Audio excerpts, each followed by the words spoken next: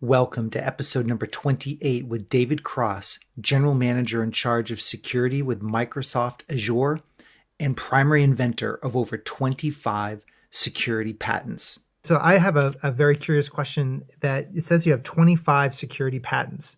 Where have you had time to develop those patents? What are they in? And or to make into general categories? Has this been a passion of yours, is to invent new products and designs?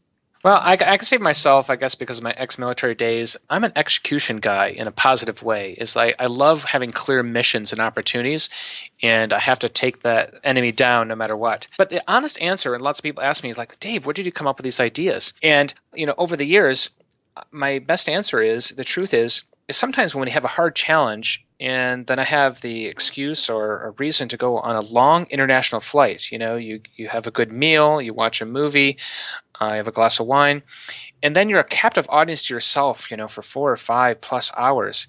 And that's sometimes when I've worked out the best solutions, is because I can't go anywhere but other than to entertain my brain. And that's where most of them have come from, as an interesting answer. Do you have like a notebook that you will just sketch drawings, or do you type it? Like, how are you recording your designs and such?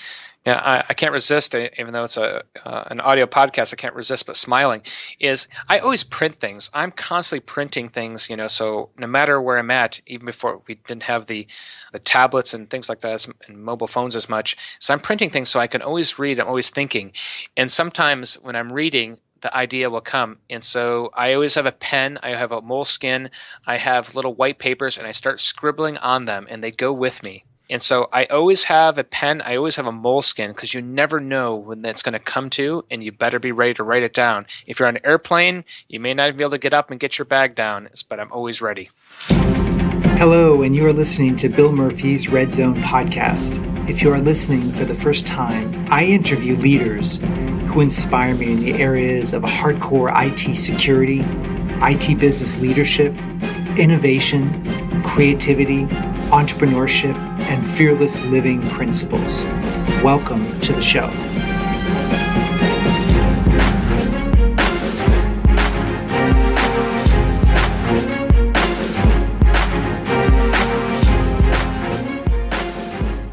Welcome back to the show, everybody. This is Bill Murphy, your host of the Red Zone podcast. The title of today's episode is called An Insider's Look at the Security of Microsoft Azure. Assume the breach. Well, I have as my guest the ultimate insider from Microsoft Azure, and that's David Cross, who is the general manager in charge of security with Microsoft Azure. He's been the primary inventor of over 25 security patents and is the author of numerous publications and white papers. And prior to Microsoft, which he's been at for a long time, he served 5 years with the aviation electronic warfare community with the U.S. Navy. So technically very strong, but he also has an MBA as well. So this is a really wide-ranging conversation about security of Microsoft Azure. I get into a lot of very technical questions, and we also have some amazing strategy discussions too about the evolution of Azure and where Azure is going.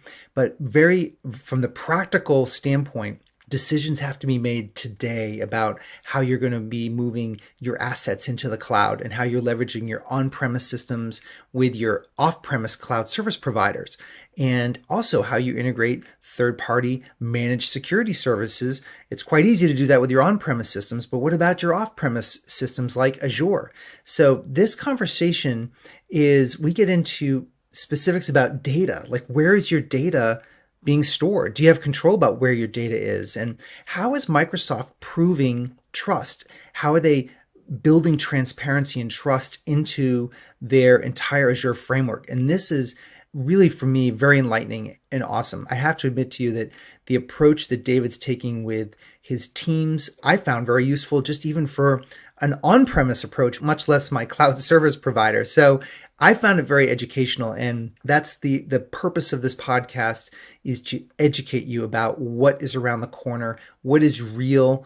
And so I have tons of show notes. It's taken me a lot to put together the show notes for this. I wanted you to have a resource to go to. And actually, this is the 25th recording of the introduction, because I want you to really understand the Microsoft Azure approach. because I feel like if you understand the Microsoft Azure approach, then this is going to arm you also to understand AWS and whatever other provider that you want to engage with. Also, at the end of this episode, David really teaches me and teaches you about how he's so creative. There's a couple practical suggestions he has for becoming very much more prolific with your idea generation and how to solve problems, because anybody who's created 25 patents has really got their act together with creativity and such. So that's an additional benefit that comes at the end of the podcast. So it is my great pleasure to introduce to you David Cross. Absolutely. Actually, that's a very interesting topic in itself. If you look at information sharing or indicators of compromise, indicators of malware, it's some of the work that we've been doing for our technology, but also, with other partners. And it's an interesting debate is then how much should everyone be standardizing, for the protocols and things using sticks and taxi, and how much should really be much more lighter weight and looser. And it's a double-edged sword. Because if you're going to have very broad sharing and collaborate, you need to standardize. Otherwise, nothing works. But at the same time, sometimes standards, and sometimes, say sticks and taxi, it comes into play here as well, is they can be so heavyweight and costly, it gets difficult to implement. And that's an area we've been exploring, with partners across the industry and competitors. Even we look at Microsoft and Google saying, oh, we're competitors. We would never work with each other. But there's a lot of things that are in our common interest when it comes to, cybersecurity, when there's attackers and botnets and denial of service attacks. And when we can share information in a standardized, consistent way, it's in our common interest. And this is an area that what we call interflow that we're exploring, short and long term. And it's quite timely that you mentioned that specifically. The reason I'm so passionate about it is that every time there's a theme emerging. How do you scale threat defense? And a Future Crimes book that came out recently, and there's a lot of philosophy on how do you scale a cyber militia. How do you respond when you need people, when it's very difficult to scale cybersecurity professionals? So when the sticks and taxi, that framework and that the protocol and the sharing, essentially creating a network. How can we plug into it? How can you plug into it? How do customers plug into it when they don't have the cybersecurity professionals on? I think in talking to him, the 99% of organizations do not have cybersecurity analysts that are deep enough to be able to understand what's coming at them. Yes, I think that's kind of the, one of the positive negatives right now in the whole cybersecurity and security space in the industry. It's a hot topic right now, and the supply demand curves are, completely shifted. And if you look at, the big Fortune, 500 or the Fortune 100, they've got the resources and capital, to have these systems in place and to have the talent. But if you look at the broader set of businesses around the world, the medium-sized businesses, they can't afford those type of things. It has to just work. And so how can we, as an industry and partnerships, provide, threat intelligence, indicators of compromise, and integrated with their applications, their services, their infrastructure in a scalable way, in a meaningful way that doesn't require that deep vertical expertise. And I think that's where sometimes the cloud comes into play specifically. Well, I am very excited about our conversation, and just for our listeners, it's funny. Normally, I do a real formal introduction, and I'm going to introduce you in your full bio kind of before the show gets started. But right now, I've been looking at your biography information online and reading your presentations and taking a look at some of the videos that Microsoft has up regarding Azure Security. And I'm really encouraged because of your engineering background, as well as your ability to communicate across the whole Azure landscape. So I think from today, it would be really interesting to get your perspective just from a bit higher level on where you see Microsoft Azure Security going as its way of building trust and help building the reliable knowing that when the customers are doing business with Microsoft, that you have their back. And because you have a much deeper technology background versus a marketing background, I'm interested in getting your point of view as we get started here. Absolutely. I think I can't resist but using my favorite analogy. If I go back myself 10, 15 years ago, when we first had online bill pay and online banking, I have to admit I was kind of skeptical of giving my information to the bank and they can pay my bills, they could pay my credit cards, because They don't have my checkbook. They're in control. And it took time, even though I couldn't touch and see everything, it took time for me to build that trust with them. And now they have complete credibility. I have no issues with it, and I trust them, even though it's this cloud-based service, because they built that credibility with me over time. So the way I like to think about it is going to the cloud with other applications and services. It's building that trust, that where customers and IT professionals, they can't touch every server. They can't actually look at how the cables are wired. They can't look at every detailed bit and packet, on the wire for the services in the cloud. So we have to build that trust. And that really takes things like transparency, is really how we can share the information on how it works, and auditing, these type of operations and technologies, so they can build that trust over time. Just like I have trust with the banks because they're overseen and have audits, from the government and other agencies, and how we could do the same with the cloud. And that's the way I think we have to think about it. And as we continue to provide that transparency, provide the information, and sharing, audits, by trusted third parties, that's how we can all mature as an industry, as a population, as a culture, going forward. So one of the big things about your presentation that I've read through, and I love it, it says, assuming the breach, an insider look at the cloud service provider security. And it's funny because I was in a meeting 6 months ago with, I think it was 10 CIOs, and I said, how many of you are starting to talk to your boards and your direct report CFOs, CEOs, and are telling them and encourage them to look at security as if you have been breached, and the mentality that brings? I'm fascinated to learn, how did you develop that philosophy? What does it mean to Microsoft, and how does that give you an advantage when you're building the security stance for Azure? Great question. I can't resist but going back to my history again. 20 years ago when I was in the U.S. Navy and the flight deck of an aircraft carrier, and you get trained, you get very comfortable, you have the best practices, the best training, best operations, and the moment you actually get comfortable because you're trained and on the flight deck, that's when danger comes into play. That's where people get injured, get blown off the flight deck. And so in the same way as in the cloud or in security, you must always assume breach. You must always be being aware. You must always be cautious. And so that's the mindset that we have, because the moment we think that we have the best controls, we have the best monitoring, we have the best protections, we can detect everything, that means we have a blind eye. And so we always assume breach, and so we build all of our we build a lot of our capabilities and our resources to actually test that. So we're always testing ourselves. We conduct war game exercises. I apologize for using the military analogies, but it's kind of like we have our standard army and we have our Navy SEALs, and they're going to perform some stealth missions, and we call it our red team. And their mission is to identify the gaps in our security, the gaps in our infrastructure. And so that we are always aware of the attackers who will think differently, who will not follow the rules. And we're always looking to detect that. We're always testing that. We're always evaluating that. And that's the only way you can be successful in security, and especially in the cloud. What does that mean from your perspective? Because if you're assuming the breach, I'm assuming it means to me that you're really investing in the detection. You're investing in the fact that you're looking for oddity in behavior. You're looking at, so I don't mean to put words in your mouth, but what does it mean from the way your people and these teams are structured and the way that you're working with customers? So two things. So inside of Microsoft, I think in the Azure Security team, we have a red team and a blue team. And the red team their mission is to identify the gaps, to identify points of entry, to identify risks, and take them on. And the blue team exists to detect them, to remediate these attacks. Some of them are planned, naturally, because we want to test specific things, and some of them are unplanned, like I mentioned before, the military exercises. And we don't compensate and drive our team to have the goals of the red team is just to infiltrate and get and to break in.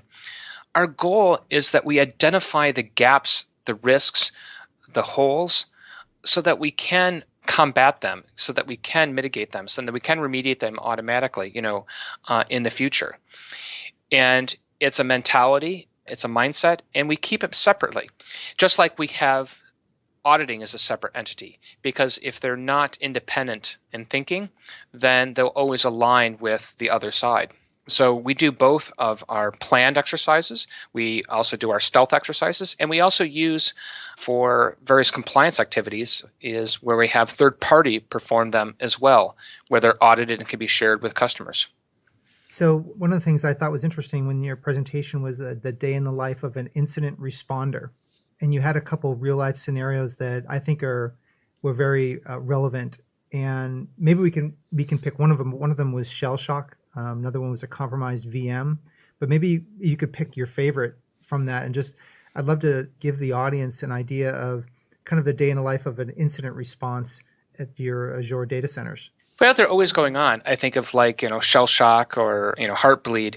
There's the things that affects everybody. And so that when a customer is saying that, wow, I have my infrastructure, I have VMs, or I have applications that are running in the cloud, I want to know, am I affected by this or not? And so we have to take a very holistic, centralized view of things so that we can provide timely analysis and timely response so that people understand where the risks, remediations or mitigations are required. And we do that in a consistent way. But honestly, I think the most interesting ones are when a customer encounters a compromise, and why this is because it's how we work together. An example, I think, like what I shared at the RSA conference in Singapore a few months ago, is where we get notified from another customer that a given VM is attacking them. And so we notify the owner of that VM, and they're quite surprised. And they say it's okay to shut down. Let's do some investigation. Now, when they investigate it, they said, we don't know how this occurred.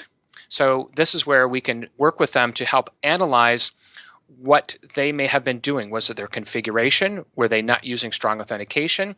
Were they unpatched? And working with them to identify where those things may be occurring. And so then we can provide those best practices to other customers, inside of Azure or other clouds, because it's in our common interest. Because if every customer does not follow best practices in our cloud or other clouds, then we all are under attack as a result of that. And so we have to work together, and we want consistent security.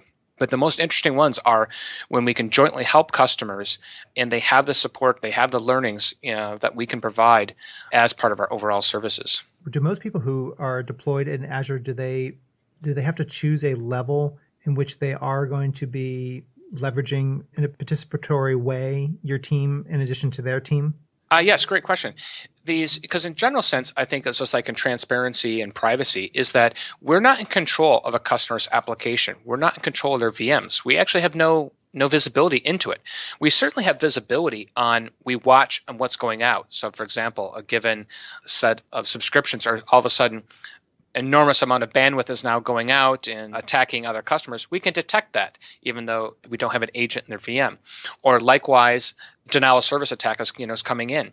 We can detect those things and alert customers of those things. But the most important thing is that it's privacy. So what your data and your application is private. We don't have access to those unless you ask us to help. And that's where other services are coming online here in the future, is where customers can ask for those type of services, and so we can assist them as appropriate. But there's many customers that want data protection, very strong privacy, and it's their private data center, and therefore we treat it as such. Well, I think this is interesting and very, very practical, because I'm seeing a lot of it's mostly a hybrid cloud situations, and most of the small to mediums that I'm working with that are kind of sub 10,000 employees, they're choosing. So let's talk about capability. If you are a CIO and you need to monitor and do log monitoring on your on-premise equipment and applications, but then you put a group of systems at Azure as well, is it possible to point that third-party security as a service provider to the Azure instances? Would you allow that? Oh, absolutely. I think on 2 points. It's actually one of the most common questions, I think, and even with our own Microsoft information technology team is, for example, they have a lot of assets and applications now in Azure. In some cases, they're actually not connected to the internet. They're only connected through private VPN. So they're not internet-based applications. It's just like a private data center in the cloud. Many other customers are doing that also with things like ExpressRoute, where they have dedicated fiber connections and it's just a remote private data center. But We provide guidance to customers of saying that, hey, you can enable the logging in your applications and Windows servers, VMs and Linux as well. And the best practice is exporting those logs so you can do analysis, whether it's in Azure or one of the most common ones is to export the data into your favorite security incident and management technology. So Microsoft itself does that on premise. And so a lot of Microsoft or most of Microsoft assets all download those logs to our choice of a SIEM provider. And many customers do the same. So they can use consistent tools, consistent management, consistent consoles, regardless of whether the assets are in the cloud or on premise. In addition, many customers are also building their own tools that they may not want to use the Azure portal. So they use the REST APIs and PowerShell in Azure to build their own tools that interfaces with their existing management controls. I think that's smart. I mean, we talked about earlier how it's very difficult to scale security analysts, but if they could outsource the security and information management to a managed security provider, and they can point into Azure and they have the ability to leverage the talent to get to the bottom of any issues, that's a great win. Plus being able to then point that right towards their on-premise systems and assets that they haven't put at Azure. I think that's a huge value for businesses. And thanks for clarifying that, because I think sometimes people think when they do this that they're sort of giving up a lot of control and capabilities and flexibility. Absolutely. Yeah. That's something that's one of the most common things. And now we're seeing a lot of customers that are combining. A good example is Microsoft OMS is the Operation Management Services that is in the cloud. And so they're actually collecting the logs from on-premise servers and collecting the logs from their assets in Azure into a common location using HD Insight, have the analytics and security packs on top of that as one of their options. And so we want to be flexible with both the ecosystem and options that work the best with the existing customer environment. So is that the old MOM product sets from yes, okay. Yes. But now it's in the cloud. Now it's in the cloud. Okay, makes sense. So I think we have to get to one of the questions about privacy and data ownership. And I was listening to a very good video in which you were speaking and talking to this point of who owns the data. And maybe we can talk about the geography first of those US-based companies that want to keep data within U.S. geographies, and I'm sure the European customers are asking the same question. Maybe you can explain how that works with people that want to keep their data within the geographic parameters of the U.S.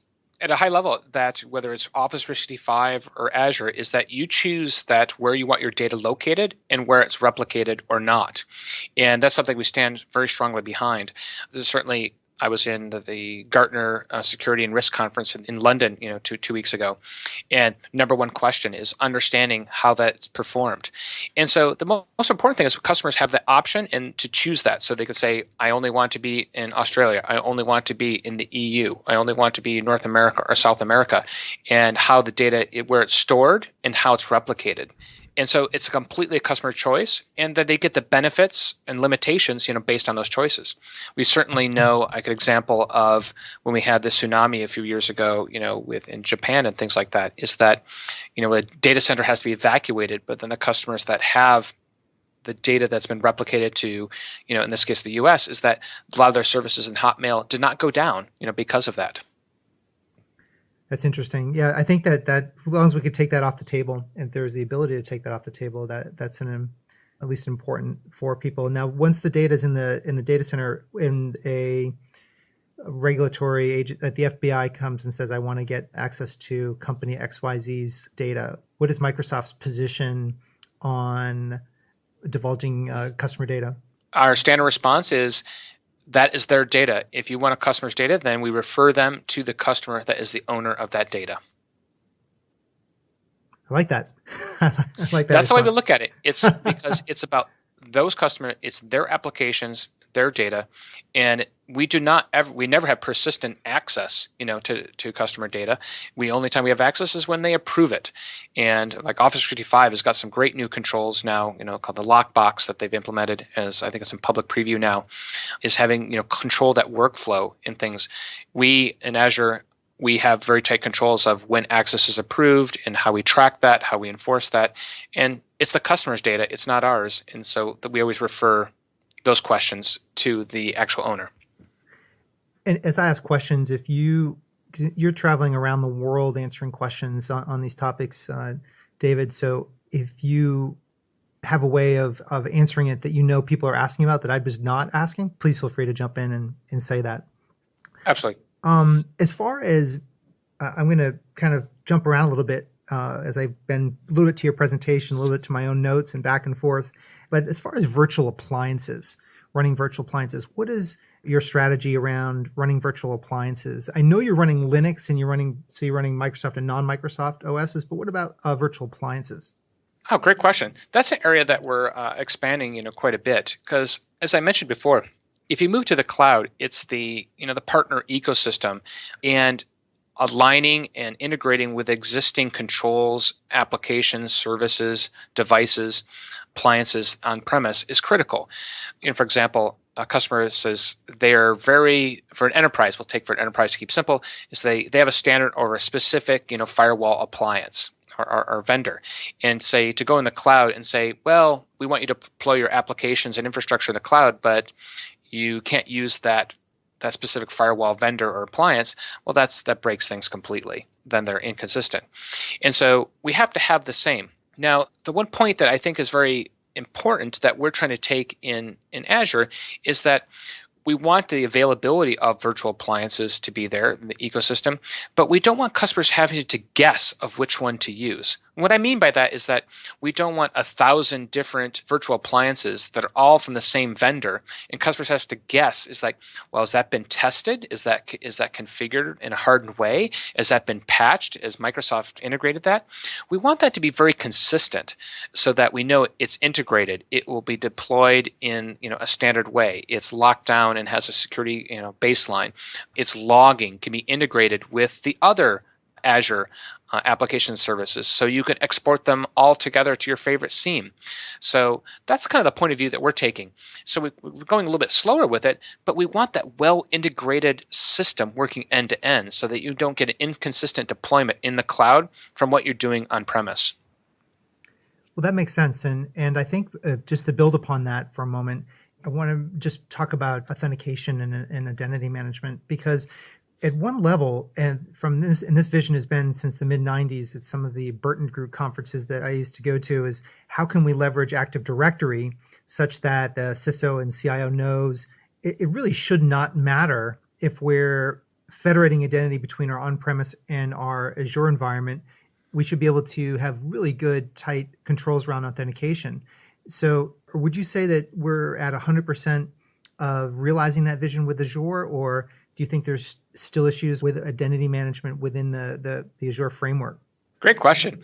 I kind of give you the insider point of view, certainly from our team, is, Microsoft, obviously we use Active Directory, on premise, and we have multiple domains, around the globe. And we also use the Active Directory, Federation Service, ADFS. And so in Azure, whether you're an administrator or an engineer in my team connecting to Azure for the infrastructure, or you're just a user inside of Microsoft that has a subscription in Azure, there's only one way to access from an authentication standpoint. That's through multi-factor. And so we enforce multi-factor authentication using Active Directory, ADFS, and Azure Active Directory. And regardless of whether you're a developer using command line tools on Linux or your Mac or your phone, we're very consistent with it. And so we, just like we've known from Microsoft for many years, we dog food everything, and it's 100% enforced. Anybody at Microsoft that uses Azure for any reason, inside or outside the company, multi-factor. And we've been very successful with that. And we think that's critical, because tying into almost another topic is there's two types of intrusions, whether it's customers or the cloud or enterprises. It's, phishing attack, and they get your credentials and away they go. Or there's the drive-by attack, and they don't steal your credentials, but they compromise your machine, and they wait till you get online or into the CorpNet or a VPN connection to the cloud, and then they go from there using your identity. And when you have multi-factor authentication enforced and mandatory using things like Azure Active Directory or ADFS, it's much more powerful. It's a huge speed bump in slowing down attackers and potential compromises. So just the two terms that you said are a huge speed bump for potential attackers would be the ADFS and Azure AD. So, you're saying there's a distinction between both that people should consider? Great question. I think then it's about customers that are using identities that are based on their on-premise Active Directory, right? And that's where ADFS is necessary as the federate between the on-premise and the resources in the cloud. Or, in many customers, is just using all of your identities in Active Directory or Azure Active Directory. So you have Gotcha. the choice and have the combination of two. And if you needed to, okay, that makes total sense. And then if you wanted to layer in two-factor authentication, so either a text or token or some other second factor, what would you support or what would you recommend, or do you sort of have a laundry list?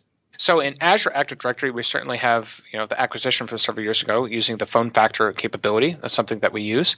And then when you're using on-premise or with ADFS, you have much more freedom, with the ADFS. So we use smart cards, virtual smart cards. There's plugins, with other tokens, Sure. time-based tokens, those type of things.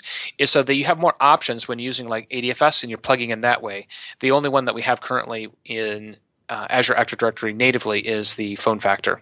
Well, that can be very seamless, quick, and I've actually used that on OneDrive, and that's been really powerful. I've found it incredibly reassuring, actually, and actually you give multiple options. You get email, text, several supported options, but I think it's very, very powerful. But that also brings me to a question regarding residential versus commercial grade services.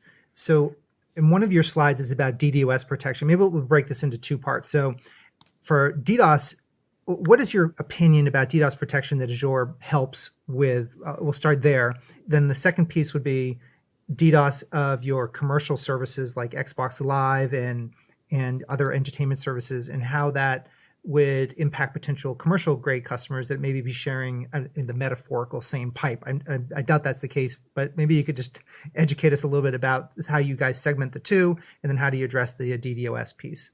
Yeah, I would not be the best person to kind of go into the depth on that area. That's actually owned by the Azure networking team. But I'll just say on the high level of the denial of service tax capabilities is the massive distributed denial of service attacks, things like that, is that that we've implemented can really protect the bulk of all customers, whether individual, residential, or trial customers to the commercial. The one thing is though that is still important is that individual customers and applications that have very targeted attacks is where the controls and capabilities are still needed with those individual applications and services. And that's where some of the partner capabilities that various customers use around the world are still very important, is so that we can look at the broad things that affect the massive resource consumption and traffic. But individual application, individual tenants, individual IPs can still need those specific capabilities that can be used by various partners outside of Microsoft. Gotcha. So basically, Microsoft's not going to make any claims, and that would probably be silly, but you all aren't saying with Azure that people are going to be inoculated from DDoS, or that you have some special powers in that area. Yeah, I like to say it's like assumed breach. We're always going to be attacked, and we're Right. always trying to be innovative and watching that. But I think the one point what gets interesting here is that we don't talk about too much, but it's really our threat intelligence center, which is part of our larger team here, is we're looking at threat intelligence and indicators and telemetry around the world. We have a massive cloud. We have everything from Bing and Office 365 and MSN and Skype and Xbox and all the partner ecosystem partners that we work with around the world. Is we can detect when denial of service attacks are occurring with other services, other clouds, and using that intelligence to then prepare and defend against things. And it's not just denial of service attacks. Is we can see that one customer gets a bad phishing mail or a piece of malware somewhere else in the world, and we can immediately detect what was that malware or what was that IP address trying to connect to a given service with Office 365 and Azure, and it's blocked, and no other customer or tenant is affected by that. And that's where tying the threat intelligence center and our threat intelligence indicators and our telemetry together, with everything that we're getting now from Windows 10 and others, becomes very, very powerful. And that's one of the things that we announced on Tuesday as part of the AzureCon in the Azure Security Center, which will be in public preview next month, is going to bring to the table for customers. does that have, and I might be missing words, does that have anything to do with the forensics capability with because that is I would say a huge value of having a team that can actually help with the whodunit exercise, because that's almost like a different skill set in many respects. Bill, you're making a great connection of all the data here. Well done. So absolutely, yes, is now that we've announced the actual name of the Azure Security Center, and for customers, one of the services that we do in private today is forensic services, is tying those capabilities where a customer could say, hey, I think I may be compromised, or I want to detect and take snapshots, of, my VMs or my applications, and to determine, over time, or to be analyzed over time, if did a change occur, did a compromise occur over time. And that's where forensics comes into play. And that's where we would want that capability to exist. So is the goal ultimately, if someone signs up for Azure, that they are going to have like an a la carte service offering, or are you just going to say, this is the price and you're getting it all? So that's because we're not in public preview yet, and I'd never want to be a salesperson. It's more of like, we're working on, it's like how we can have the best capabilities by default, and also, the value prop services as well, whether it's from Microsoft and also our partner ecosystem. Like one thing that we actually offer today in the Azure Marketplace is we have various anti-malware vendors and web application firewall vendors, and saying that customers that for anti-malware, saying we provide Microsoft endpoint protection to all customers, so they can have anti-malware on their VMs and their infrastructure. But if they have another standard, or they have another vendor that they prefer, of course, we want that to be available to them. And so we look forward to the Azure Marketplace and the Azure Security Center of being that marketplace of security-specific technologies, so customers can choose what's needed for their enterprise. Because some customers may not need forensics because the risk may be very low, and others it may be critical, for their risk profile or compliance needs, things. Yes, right. Absolutely. So should I be asking about this concept of JIT? It might be a little technical, but I found it very interesting. I'd love for you to comment on it if you think it applies to the Azure conversation we just had about access control. It absolutely does.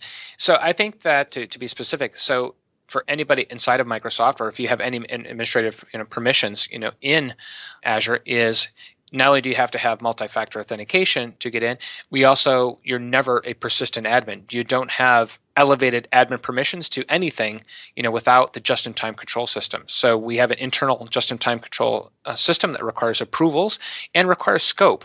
So similar to some of the capabilities that we have in Azure Active Directory, with the privileged identity management, is so a customer requests some troubleshooting for their VM or their storage, and an engineer or support personnel goes in, it has to be tied to a customer incident.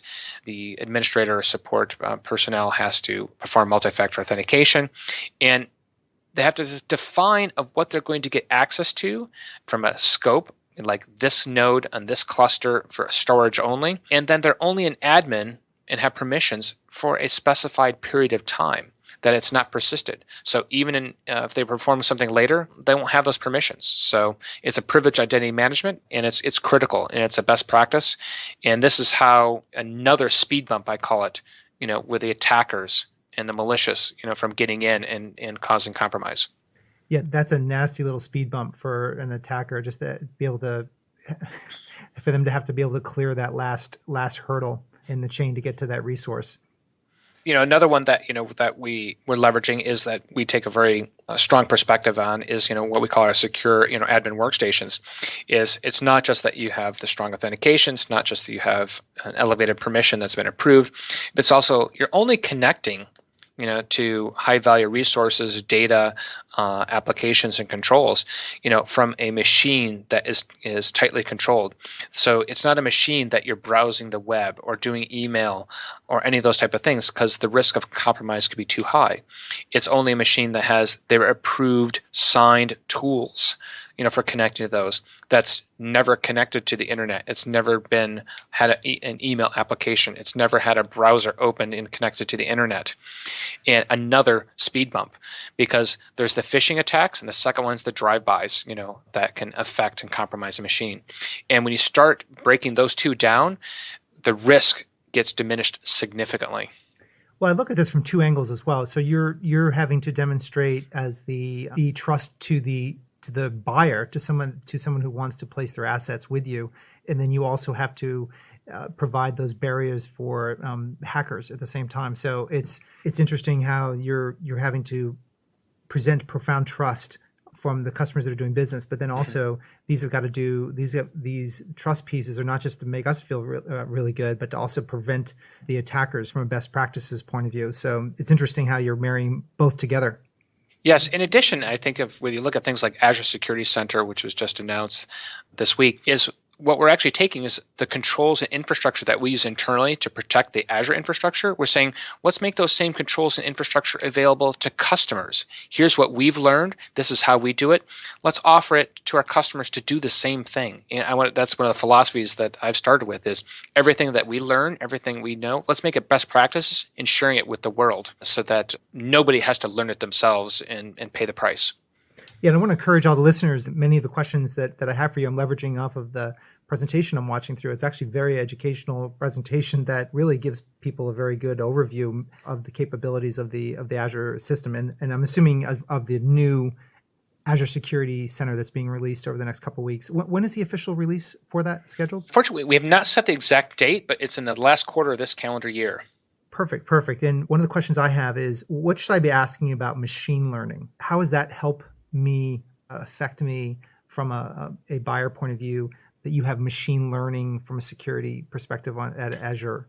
So one of the things that we do is machine learning is certainly, I will say, in a controversial way, is that it's not a silver bullet. However, it's a critical tool set for many things. And what actually makes it powerful is not just the standard academic algorithms and tools. It's when you combine it with security domain expertise, and we can say the context.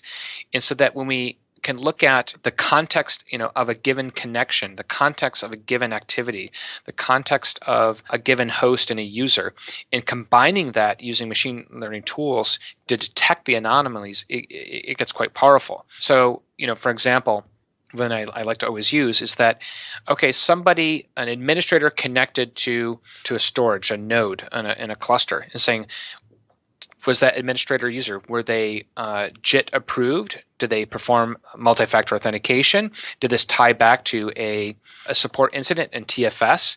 And combining in all those logs, time of day, the geographic factors, and things like that, and applying the machine learning algorithms and tools against that, with the context of that security scenario, that's when it becomes very powerful and very easy to detect anomalies and differences. If you just look for anomalies, what we've found over the years, and I think many researchers around the world, is if you just try to find anomalies based on behaviors, every individual in the world and every company is different. Myself, I come in at 6 o'clock in the morning to Microsoft. For some people, that's very unusual. I travel around the world. There's two differences. So it's how you provide the combination of the two. And that's been one of the things that we focus on heavily and want to continue to expose to customers to be able to do the same things. Yeah, that's a fascinating concept. I think that's this whole concept of MTTC, the mean time to finding an incident. And, yes. Rusinovich, I've listened to him speak a few times, and he's really clever with using all the sysinternals tools. And I've sat there with my teams. I'm thinking, gosh, if we could just get into his brain and figure out how, he finds all of the stuff. He basically has audiences in awe of how he makes the sysinternal tools work. But in many respects, I'm thinking, and I know he was on the Azure team for a while. Maybe he still is. Yes. Is this work with him every day? Sorry. Okay. So is this your attempt to basically take all of that data, all that information that's in the sysinternals and his brain, and kind of spread it out so it's operationalized within the Azure framework? Absolutely. I mean, so we use the internal version of Sysmon and things like that, to collecting the right data and pulling it into the logs, and so we could do the analytics. So, yep, Mark is very influential, and we work with him, almost every day on some of our directions and ideas. I think then I can't resist, kind of jumping out and saying, maybe this is a great podcast. You should do one on data science and machine learning, from a security perspective. I think that could be quite interesting of a podcast to have a discussion on. I think it's where I did a podcast 2 weeks ago with Yuri Rivner, and just on the Internet of Things. And I think it's really interesting to kind of see this machine learning and AI, and kind of where where we're going from that point of view, because we're sort of beyond the humans being able to to really understand the needle in the haystack. So I'm always very interested in learning more about that and educating people about where practical, logical trends are going in this area. An important thing, I agree with you, that is we get more and more data, and big data is becoming enormous. And if we use humans to kind of scale to the data, we won't survive. But how we can actually take the human intellect and context and understanding and automating that, into the expertise combined with machine learning is when it gets quite interesting. It does, and the context is. I think sometimes people, especially in the business side, but certainly in right in even the security community, context is. Eyes can glaze over. What do you mean by context? And the easiest way that I like to look at context is that if I was out buying fertilizer for my farm and I bought it in sufficient quantity, if it was taken out of context, I might have been trying to buy a fertilizer to make a bomb. If it's taken out of context, if that data point that I was a farmer, that I was in a rural area, so I think from the Azure point of view, your ability to look at context in light of individual discrete events is very important. And I'm assuming what you're saying is that you're heavily invested in that from a security point of view. Absolutely. And I think a great example, I think that's available to a lot of customers today, whether it's Azure Active Directory, Office 365 as well, is a context of, hey, today I'm logging in from Redmond at 10 a.m. and 45 minutes later I'm logging in from Beijing, China, and saying then, well, that just makes no sense. Well, what if it was 10 a.m. in Redmond and 12 hours later in Beijing, China? Well, if you combine that with the context of, oh, there was a travel event or the travel system or, that is like, oh, that could make total sense. That is quite reasonable. Oh, and it's not just from Beijing, China. It's from the Microsoft Office or the Microsoft VPN in China, and it ties to your travel system or your HR system and those type of things. And we call this the enterprise graph of things. And when you combine these things in that context, then you can eliminate the false positives, because the false positives can be, when they can be so high, the actual signals of interest are hidden. Those become the needles in the haystack. Interesting. Yes, finding that signal through the noise. That's great. So I have a very curious question. That it says you have 25 security patents. Where have you had time to develop those patents? What are they in, and or to make into general categories? Has this been a passion of yours, is to invent new products and designs? Well, I can say myself, I guess, because of my ex-military days, I'm an execution guy in a positive way. It's like I love having clear missions and opportunities, and I have to take the enemy down no matter what. But the honest answer, and lots of people ask me, is like, Dave, where did you come up with these ideas? And over the years, my best answer is, the truth is sometimes when we have a hard challenge, and then I have the excuse or a reason to go on a long international flight. You have a good meal, you watch a movie, you have a glass of wine, and then you're a captive audience to yourself, for 4 or 5 plus hours. And that's sometimes when I've worked out the best solutions, is because I can't go anywhere but other than to entertain my brain. And that's where most of them have come from, as an interesting answer. Do you have like a notebook that you will just sketch drawings, or do you type it? Like, how are you recording your designs and such? Yeah, I can't resist, even though it's an audio podcast, I can't resist but smiling, is I always print things. I'm constantly printing things, so no matter where I'm at, even before we didn't have the tablets and things like that and mobile phones as much. So I'm printing things so I can always read. I'm always thinking. And sometimes when I'm reading, the idea will come. And so I always have a pen, I have a moleskin, I have little white papers, and I start scribbling on them, and they go with me. And so I always have a pen, I always have a moleskin, because you never know when that's going to come to, and you better be ready to write it down. If you're on an airplane, you may not be able to get up and get your bag down, but I'm always ready.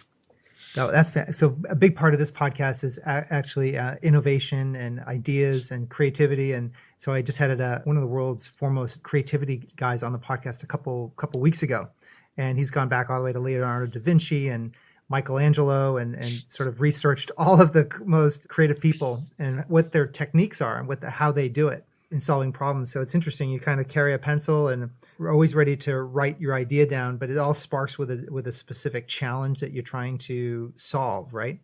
Correct. That's what I love. I'll be dangerously admit, it's like I'm not a whiteboard person. It can be blank whiteboard. I don't know. But once I know what that challenge is, that sparks creativity and energy. That's who I am. And you're not like, collaborating with a team on it. It's something that you're actually really trying to wrangle through in between your own ears, basically. Well, no, actually, I'm a very large team player, and I like to compliment myself. It's kind of like Abraham Lincoln, years ago, has quite a few years ago, you surround yourself with dissenters, or you surround yourself with diversity. And I like working with others who complement you. And that's kind of one of my philosophies. And I take my strengths and I try to be others. And when you can complement, that's when it becomes very, very powerful as a team. In my office, I don't have a whiteboard. I have a stack of paper. So whenever I need to write something down or work through something, let's pull out a piece of paper, start drawing it out, and then people can take it with them when they leave the office. Do people come to you and on your team and ask, and do you give them ideas on how they can solve problems and come up with their own ideas? Does anybody ever on your team ask you for that type of guidance? Absolutely. I think as we've been in the industry for a while, it's kind of like just like I do with others at Microsoft and outside the company as well, is rely upon others' expertise and skills. And my mission is as a manager, as a people leader, is my job is to make others successful. And if I can unblock them, I can solve problems for them, then naturally I'll inherit some of that, and we become a winning team. This has been a blast. I really appreciate you for sharing your information and your wisdom and your knowledge, David. It's been very educational for myself and I know for our listeners as well.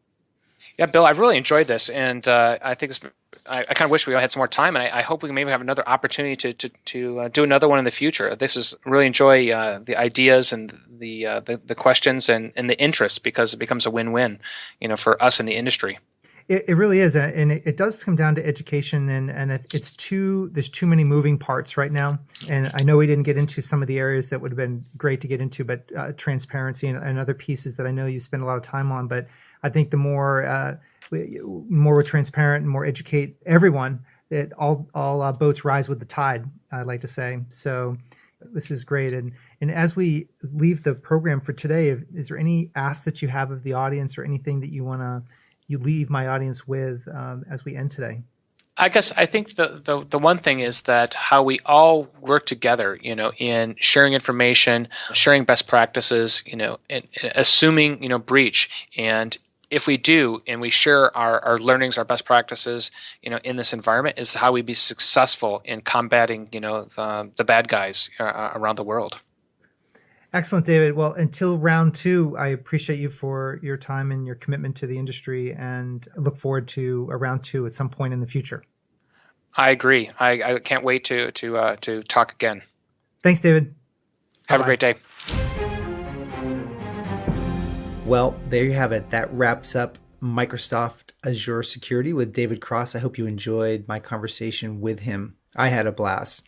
If you'd like to connect with David either via LinkedIn or Twitter, go to the show notes and you can see links to find more about David. And again, make sure you go to the download so you can download that RSA presentation. It was really fantastic, very educational, informative. Additionally, sign up for the CIO Mastermind groups if you're interested. I run those pretty much every month. And if you'd like to be included on invitation to either my CISO Mastermind or my CIO Mastermind, just by leaving your email, I'll make sure that you're invited and included in the next one. Additionally, you'll get podcast emails delivered right to your inbox so that you don't have to come out to the website to engage with the content and engage with the people. I'll just push it right down to you and let you know when we have a new guest that's up and live. So with that, look forward to seeing you on show number 29. Have a great day. So there you have it. This wraps another episode of Bill Murphy's Red Zone podcast. To get all the relevant show notes, please go to our blog at www.redzonetech.net/podcast. Additionally, make sure you go to iTunes and leave your comments in iTunes about the show. This helps our show rankings enormously, and it helps support the show. Until next time, I appreciate you very much for listening. Thank you.